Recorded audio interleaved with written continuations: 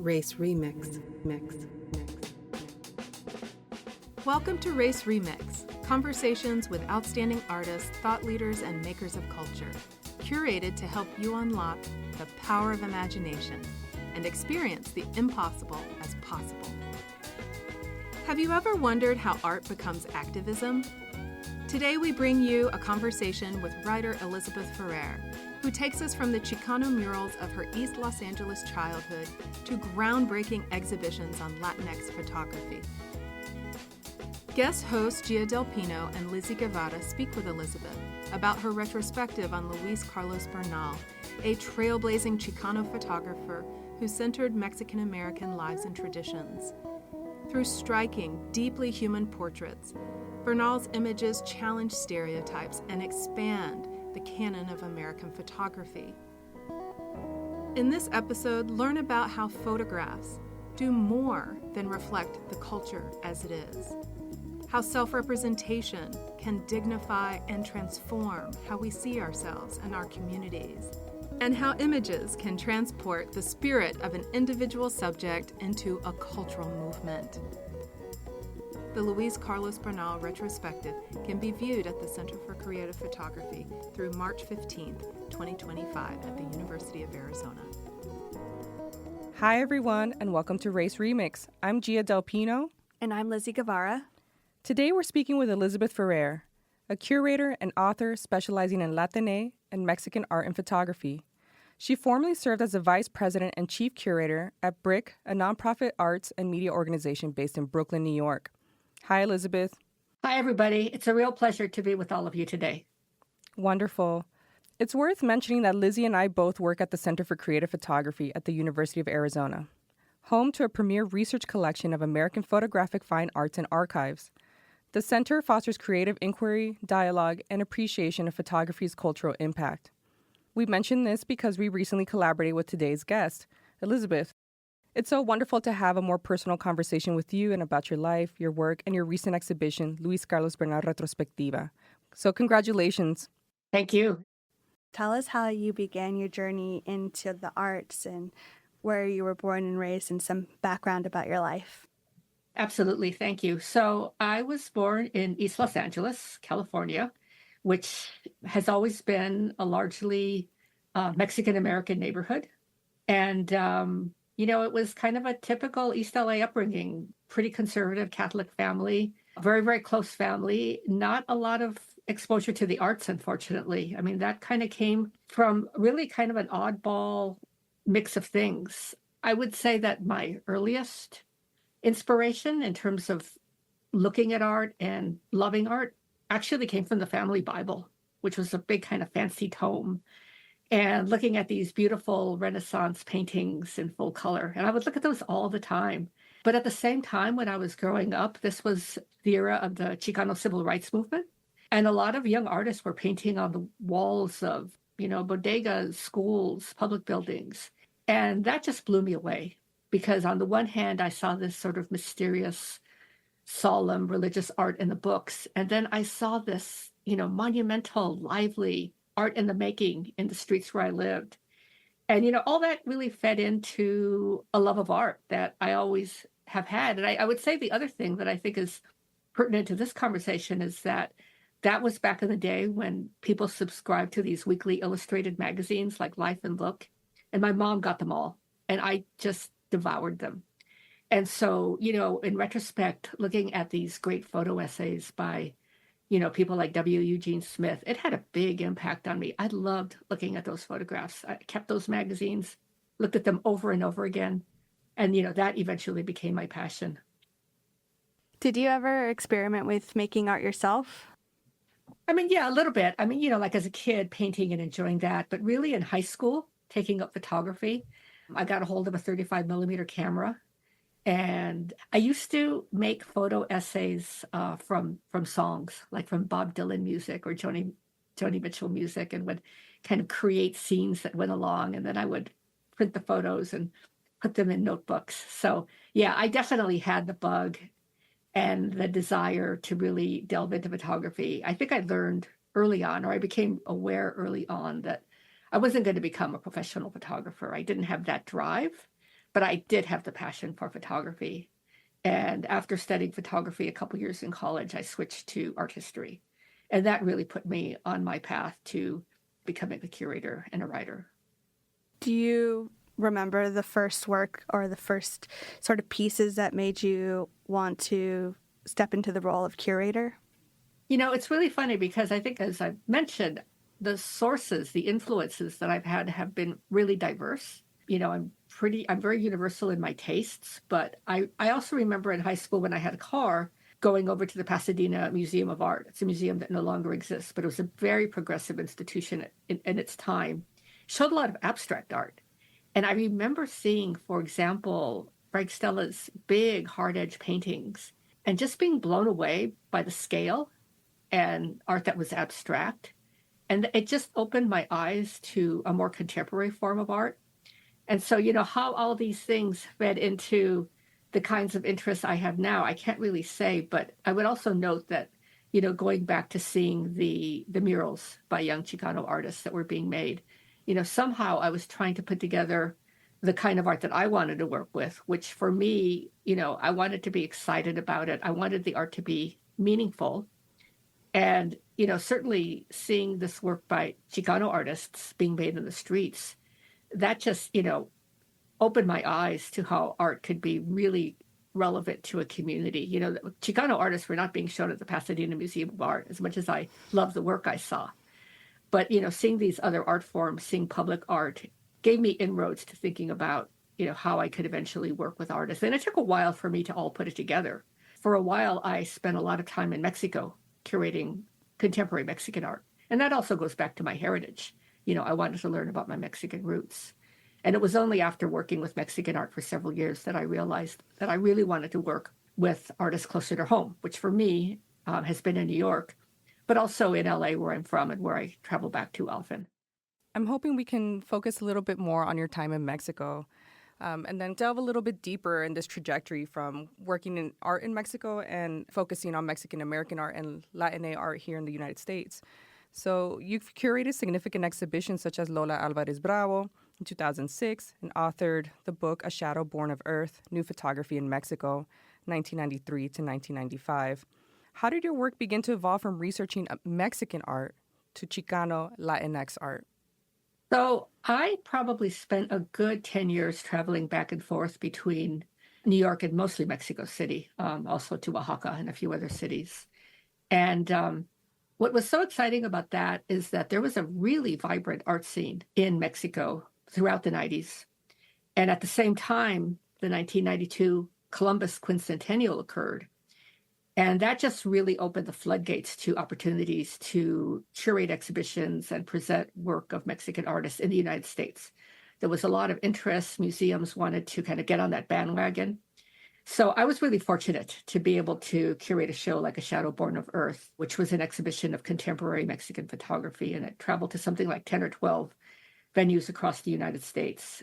And then the Lola Alvarez Bravo exhibition was actually first started as an invitation from Aperture, the publisher that we are working with for the Luis Carlos Bernal book. The Center for Creative Photography had recently received the Lola Alvarez Bravo archive and worked with Aperture to create the first kind of major book in English about Lola's work. And fortunately, I was one of the last people to interview Lola during her lifetime. And I knew a lot of the people that were very close to her. So that was also just a very important project. I think at that point in time, maybe not so much now, but then she was very overlooked. Her one-time husband, Manuel Alvarez Bravo, was considered the great master, and Lola was just seen as the spouse. But this book and exhibition really demonstrated her own really special talents and importance. So all those projects, and there were many more, were wonderful to work on. They were seen in many museums, and they had a big enthusiastic audience. But as I mentioned, I just became more and more aware that there were also photographers closer to home that were not getting nearly the same amount of attention. And I think one thing I realized at one point is that it was easier, and I think this is still true, to go to a gallery in New York that sells the work of well-known Mexican photographers than it is to find the work of Latinx photographers. And it just seemed like a big gap. There's an organization in New York called Enfoco. It's a nonprofit organization started in the mid 1970s as a photographers collective. And the director at that time, Charles Biasini Rivera, who recently passed, asked me if I'd like to get involved. He actually initially asked me if I'd like to edit an issue of their magazine devoted to Mariana Yampolsky, who was an American photographer who really spent her entire career in Mexico. And I gladly did that. And then that led to jurying or curating shows and working on other projects with them. And I began to meet all of the photographers involved with Enfoco in New York, mostly Puerto Rican photographers. And I later became involved with an exhibition that was organized by PhotoFest in Houston of Latinx photographers. This was in the mid 1990s, and it was the very first major exhibition of Latinx photography. And actually, there has not been one since then.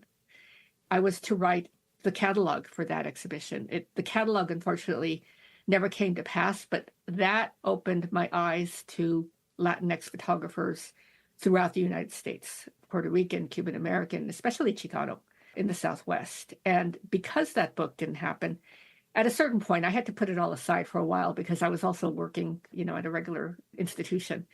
But after a few years, I decided, this is something that just really needs to happen. I had the research, I had the contacts with the photographers, and I just began to write the book, Latinx Photography in the United States.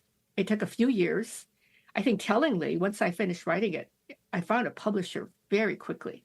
And I think this just has to do with the fact that more and more people do recognize that Latinx art and photography is an underknown aspect of American art history.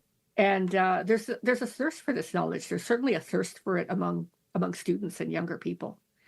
And so, that book eventually spawned panel discussions and more projects, and ultimately led to the Luis Carlos Bernal exhibition that I curated for the center.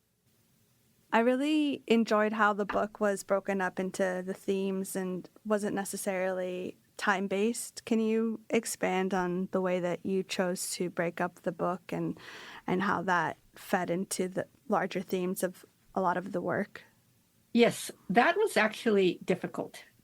When I had first started working with PhotoFest on their exhibition of Latinx photography, they were looking at the three largest Latinx population groups in the United States, so Cuban American, Puerto Rican, and Chicano. And the show was organized that way, and the book was going to be organized that way.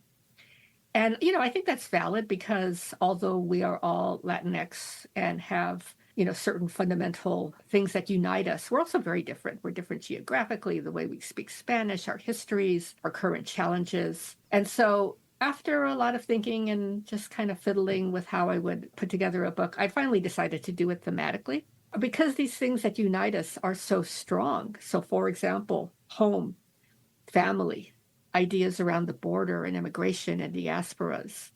And that's ultimately the way that I divided up the book and talked about the photographers. And I think it became a very enriching exercise in terms of creating a history that is not necessarily fully linear, but that advances a sense of the richness of Latinx photography throughout the United States. And there's just so much. I mean, there's also, modes of conceptual photography. There are important Latinx photographers who are working in the social media space. There's a Latinx photographer who was one of the first digital photographers. So it's a very rich and complex history. And in that idea of identity and the way that you chose or narrowed down how to title the book Latinx Photography in the United States, what made you choose Latinx instead of Chicano or Hispanic or, the various other terms? That was another challenge. I think that when I was writing the book, Latinx was coming into play as a more prevalent term, certainly in academia and in the art world. There was still a lot of resistance to it, and just as one example, I had been asked by El Museo del Barrio to moderate a panel discussion for an exhibition called Down These Mean Streets, which was about urban photography, primarily by photographers of color, and I'd say primarily Latinx. And after the photographers all spoke, the first question that came was, what is this Latinx? What is that? And so we ended up having a longer conversation about that term than about the photography. And I realized that in the broader community, it's not necessarily a term that's accepted. It's certainly a term that has met with resistance by older people, however they define themselves. I see it as a term that is still very useful because although it started as a term that is meant to be non-gender specific, which I think is very important at this point in time, I also see it as a term that invites the intersectionality of all of us. So, we can be Latinx and Chicano, or Latinx and Boricua or Puerto Rican, however we define ourselves. And we can be Latinx and queer, or, Latinx and somebody who also identifies strongly with, some kind of photography or art form. And so I still use it. I still find it a term that has relevance. I see more and more in print the use of Latine, which I think is also something that is useful because it is also not gender specific.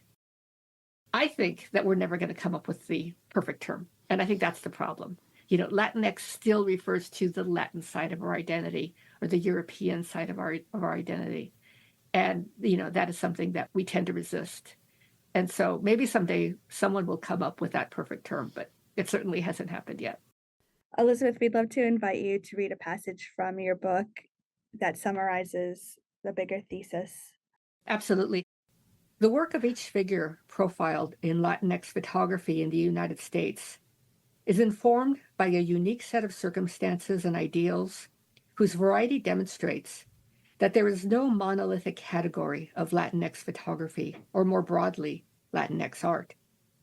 Just as there is no singular mindset to be ascribed to Mexican Americans, Puerto Ricans, Cuban Americans, and other Latinx groups and artists across the United States. I offer this study of Latinx photographers to create recognition of their achievements, and with the hope that their oeuvres will be seen as integral to American photography and to critical discourses on the medium.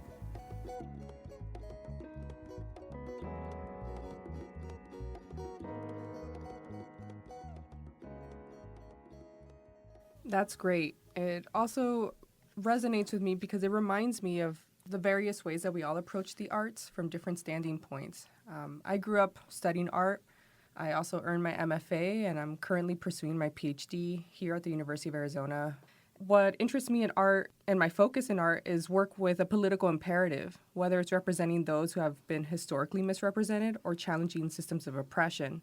This connects me to my background as a second-generation daughter of immigrants who have often seen images of people like my family and my community being maligned by mainstream media. I'm also drawn to art that activates spaces and engages audiences in learning about the invisible power structures that oppress and harm individuals and communities. So, all that to say that I'm deeply interested in the intersection of art and activism. Yes, in that vein, Elizabeth, we've seen you describe yourself as an arts activist. Could you tell us more about what that means to you, and do you feel that inclination has roots in your upbringing? Certainly. So I think that arts activism can take many forms, right? And for me, it really has to do with the artists that I've worked with and how it is presented and the audiences that I hope to attract. Just by nature, I've never been drawn to working with really well-known artists or famous artists. I've always been more interested in artists that are unknown, little known, perhaps the underdog, maybe those who work with quirky languages that are not well understood. I've always liked to be able to dig in and present something that may be new to an audience, create new scholarship. That's so important to me, to not repeat what others have done, but really to kind of break new ground and to create a discourse. That certainly took place when I was working with contemporary Mexican artists during the 1990s. When I was writing exhibition catalog essays, I was really struck by the fact that very often I was writing the very first text in English, and that it needed to be clear and informative and accurate. And I took that very seriously. When I was at BRIC, which we haven't talked about very much, but I was there for 15 years, BRIC was really committed to cultural diversity and to level the playing field for artists. So, over the course of any one year, you would see a very diverse group of artists, whether in terms of race or gender, age, the media that they work with, the subject matters that they approached.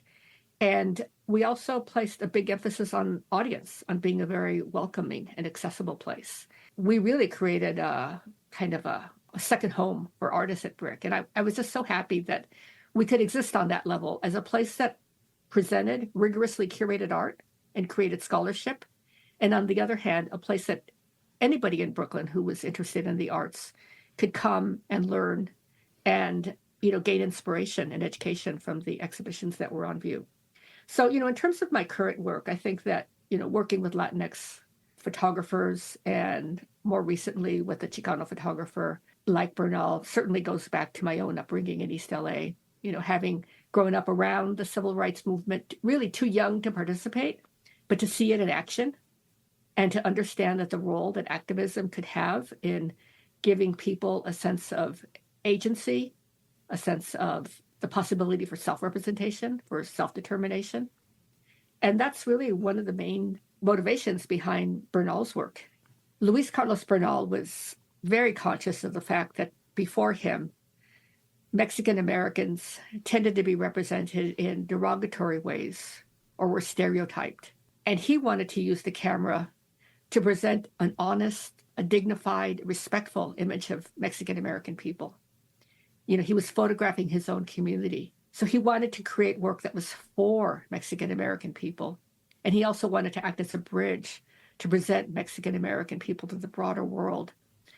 So having the opportunity to create a major project about Bernal's work, a project that I hope puts him into the canon of American photography, it's my form of activism. It's my form of, righting the wrongs or correcting the omissions in the history of art, in the history of photography.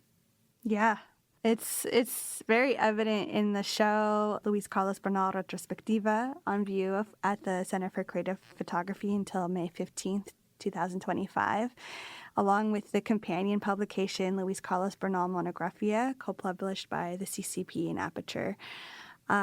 They're both such amazing resources for the community, for art historians, for photographers, and I think it's just such an amazing time that we have this beautiful show at the center. Before we take a deeper dive into the project and Bernal's legacy, could you share a bit more about who he was? Who is Luis Carlos Bernal, as you've been in this project for many years now? So I find the life of Luis Carlos Bernal fascinating. He had a relatively brief life, but one that was very impactful. He was born in 1941 in Douglas, Arizona, which is right on the border. He was born to, a fairly poor family. His father worked in the local mining industry and copper mines. His mother was a maid. And, he witnessed racism. He experienced racism. I would say that the family were strivers. They wanted to make sure that their kids were well educated.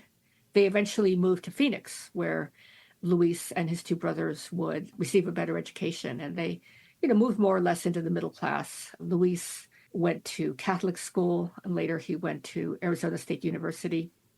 Fairly early on, he discovered photography. I understood that he used to wear a little toy camera around his neck as a kid. It never wasn't one that actually worked, but he always wore it. And so he was always kind of fascinated by photography. And then at age of 11, he received a Brownie camera as a gift from a relative. And that really began the passion that he had for cameras and the whole process of making photographs. And pretty early on, he had made a darkroom out of his family's bathroom. So he studied photography in college, but at the same time, he also thought that he might also be a Spanish teacher, which probably would have been considered the more practical route for kind of a young Mexican American. It would certainly have been kind of the more stable route. And he even went to Mexico City in 1962 to study Spanish, to learn Spanish better. But he was drafted into the Army after college. And he writes in a journal that he really just wanted to get on with his own life. I mean, he was assigned work at a photography facility in Berlin. So he actually learned more about photography in the Army.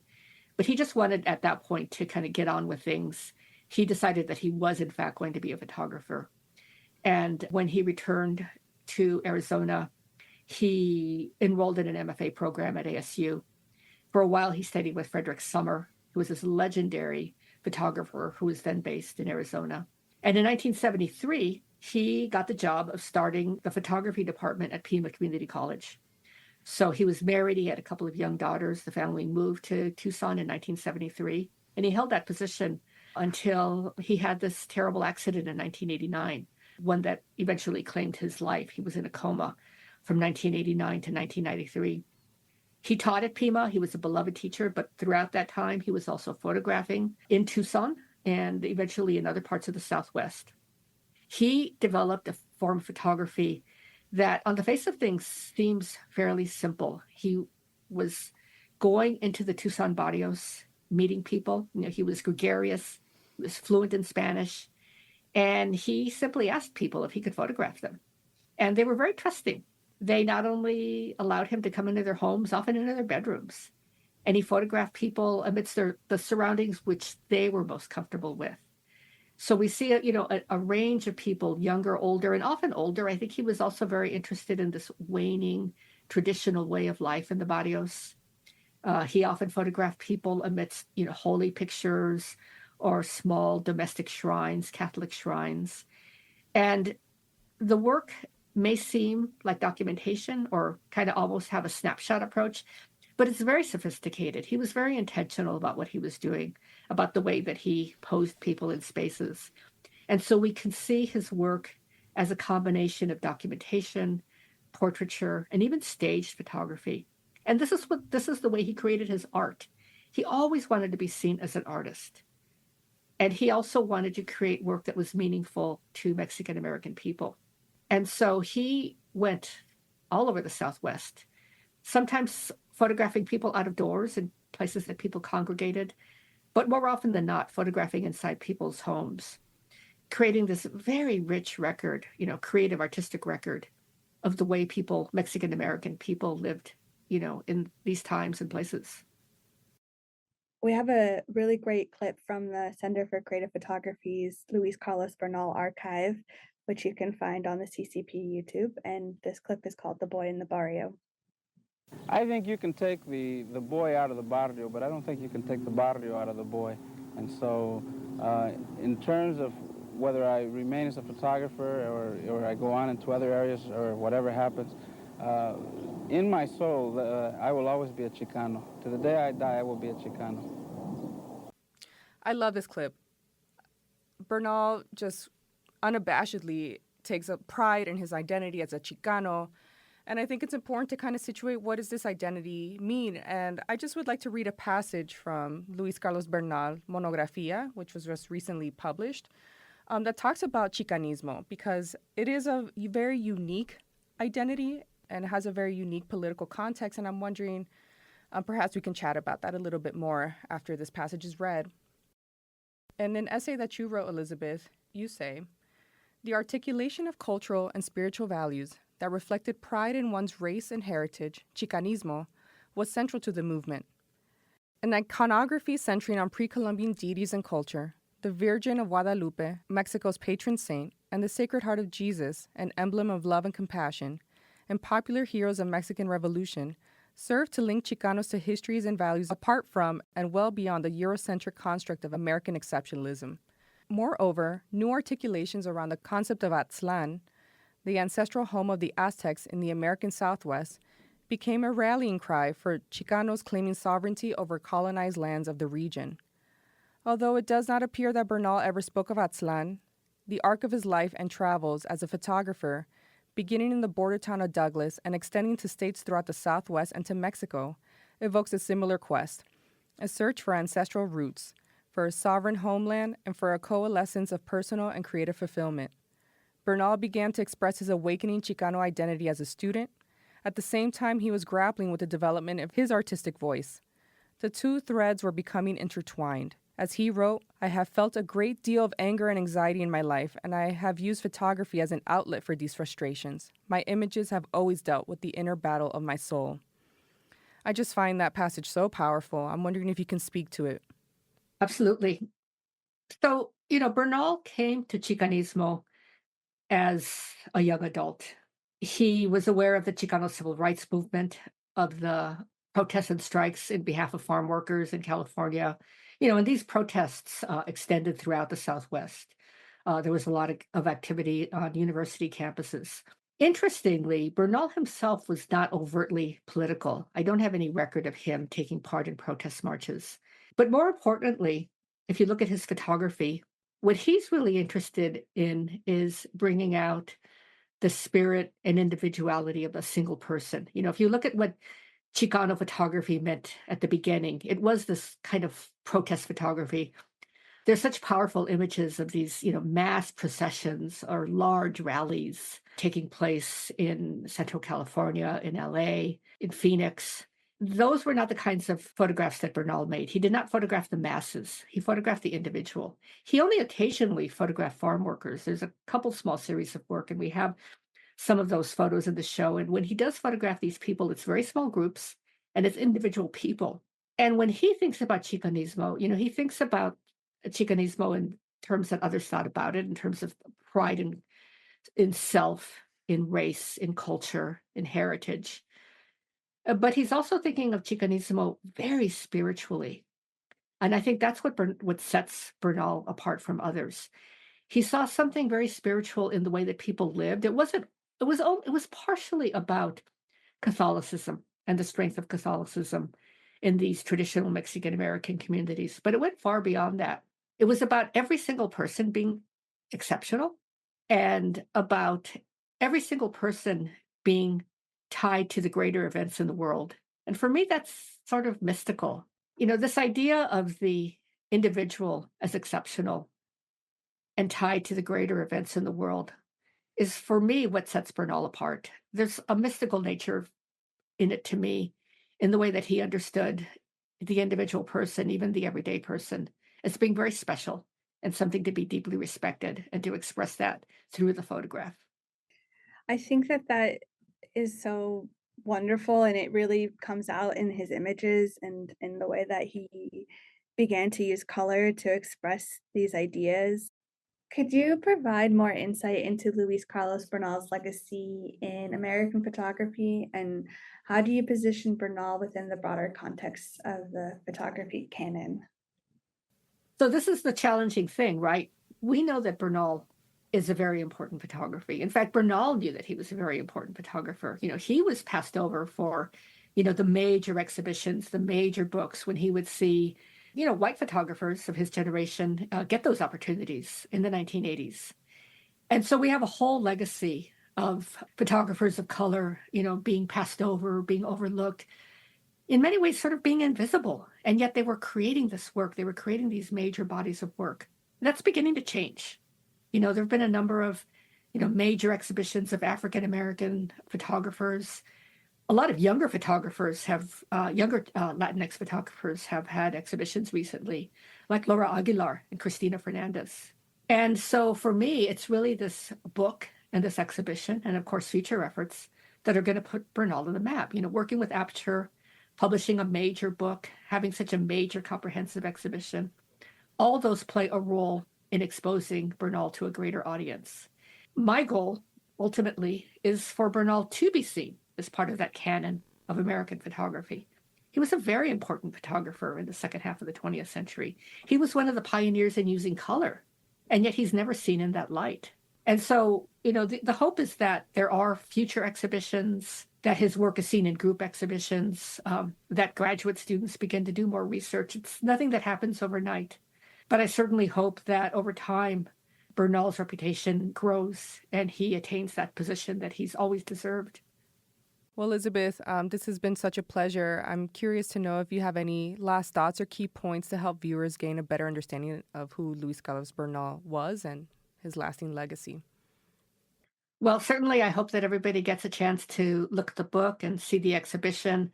The Center for Creative Photography has also put some wonderful resources online.